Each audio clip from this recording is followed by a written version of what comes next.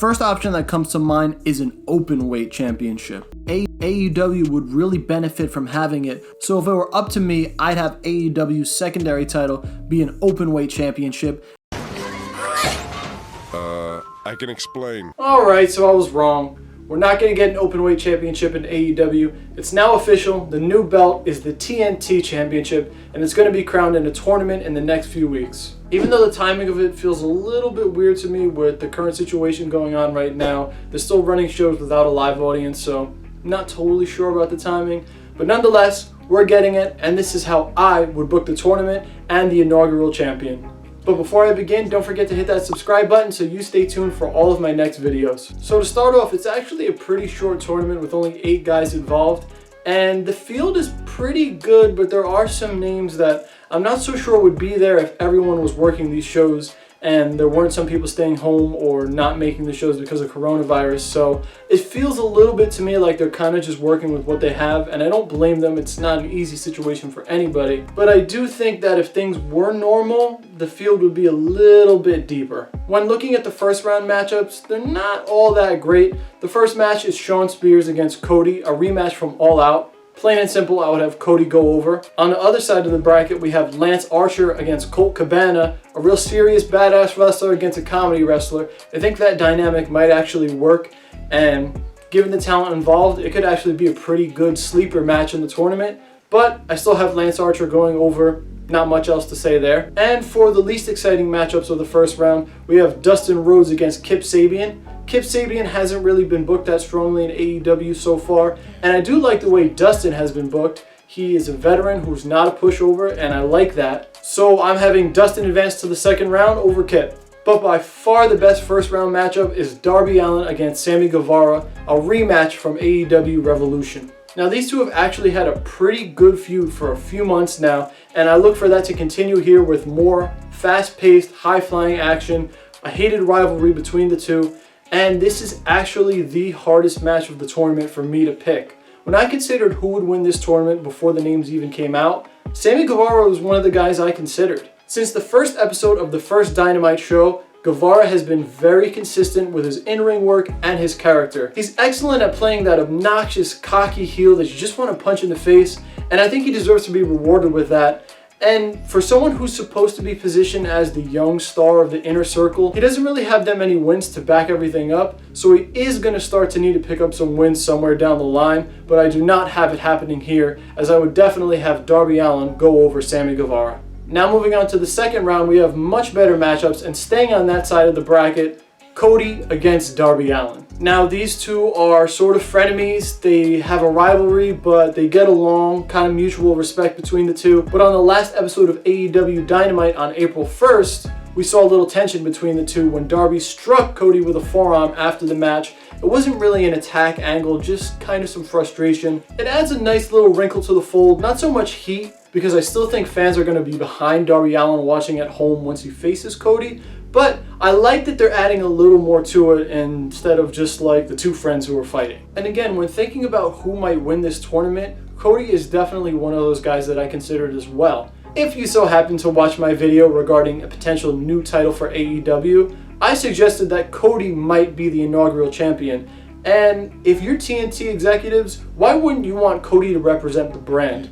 He has done an incredible job of running the promotion so far in his role. He's great on promos. He's one of the best baby faces they have. I mean, he's just the perfect champion, right? But Cody has been on the record saying that he doesn't want to face some of the challenges that his father's faced, booking and being a wrestler at the same time. And I don't even think that he would want to win this tournament or go over in this match. And then getting back to Darby, these two have wrestled very good matches against each other with a tie and then Cody getting the win. So I think Darby needs to beat Cody here and show that he can be taken seriously. And he's not just a guy that can hang with the top guys in the company, but someone who can beat them. So with that, Darby Allin advances into the finals. But who will he face? On the other side of the tournament, Lance Archer against Dustin Rhodes in the semis. And isn't that strange? Lance Archer and Cody are feuding, and he faces Dustin Rhodes in the second round of the tournament. Coincidence? So when Archer and Dustin lock up, Archer should absolutely destroy Dustin Rhodes. Dustin proved in his match against Cody that he can still go and still draw emotion from the crowd, make you feel that sympathy, and he should absolutely do that here, bleeding for Lance Archer, making us feel sorry for him before Lance Archer eventually gets the pin in what's basically a glorified squash. I have no doubt that Dustin will do an excellent job selling for Archer, and then they can do an attack angle after the match before Cody makes the save, chasing Lance Archer out of the ring, but they do not come in contact with each other. So now the final is set. Darby Allin versus Lance Archer. And honestly, when I thought of this match for the first time, the first thing that came into my mind was Darby Allin's match in Evolve against Walter.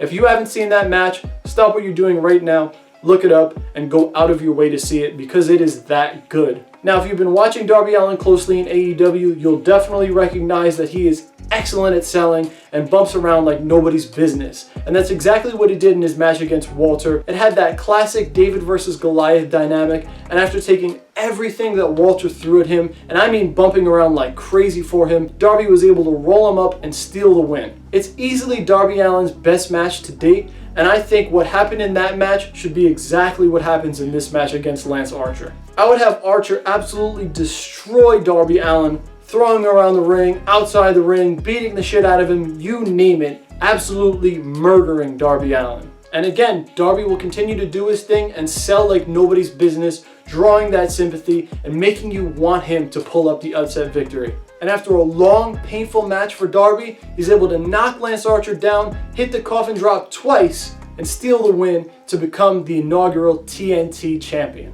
Now, why do I choose Darby Allin as the inaugural TNT champion? I just think he's a perfect fit.